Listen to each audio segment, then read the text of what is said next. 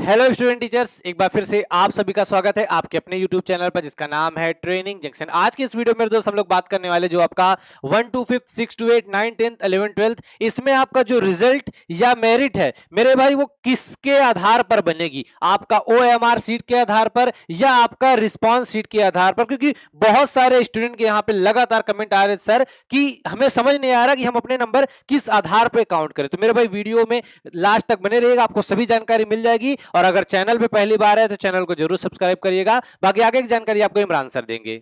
चलिए ये समझते हैं कि आपका जो रिजल्ट है वो एमआर शीट या रिस्पॉन्स शीट किसके आधार पर तैयार किया जाता है। तो यहां पर समझिएगा, ये आपकी क्या है, ये आपकी ओएमआर शीट है, ये आपकी रिस्पॉन्स शीट है।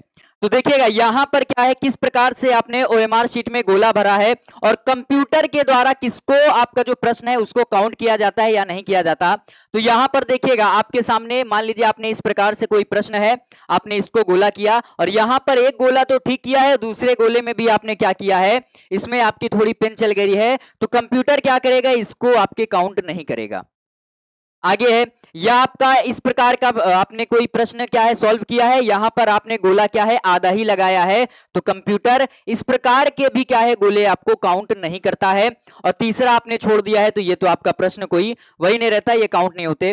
तो आइए आपके ओएमआर शीट के बारे में समझते हैं। तो यहां पर देखिएगा आपने क्या है 80 प्रश्न किए हैं, आप यहां पर 80 नंबर क्या है जोड़ रहे हैं, परंतु आपके रिस्पॉन्स शीट में देखिएगा यहां पर कितना, आपके 78। और किस कारण से इसने दो प्रश्नों को काउंट नहीं किया है वो आपको बता चुका हूं कि आप क्या करते हैं, एक से अधिक गोला कर देते हैं या आप गोला क्या आधा करते हैं। तो यहां पर देखिएगा 78 ये क्या करता है रिस्पॉन्स शीट। और बीपीएससी देखिएगा, ये तो इसकी अच्छाई है कि ये आपकी ओएमआर शीट के बाद कितने आपके रिस्पॉन्स शीट में कितने नंबर इसके द्वारा चेक किए गए हैं वो भी आपको साथ में दे देता है।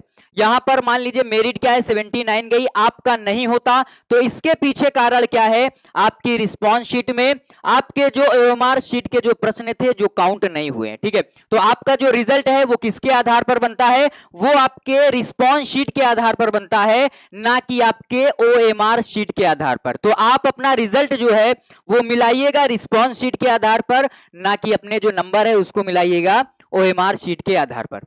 बाकी मेरे दोस्त इमरान सर ने आप सभी को समझा दिया होगा कि आपका जो रिजल्ट है वो OMR सीट के आधार पे नहीं, आपका रिस्पॉन्स सीट के आधार पे होगा। क्योंकि जो ये रिस्पॉन्स सीट है मेरे दोस्त, यही आपका एक्चुअल नंबर दिखाएगा जो आपके रिजल्ट में आने वाला है। बाकी OMR सीट और रिस्पॉन्स सीट में कितने नंबर का आपका फर्क आ रहा है कमेंट बॉक्स में जरूर बताइएगा। और ऐसे ही महत्वपूर्ण अपडेट समय समय पर पाने के लिए अपने चैनल ट्रेनिंग जंक्शन को जरूर सब्सक्राइब करें।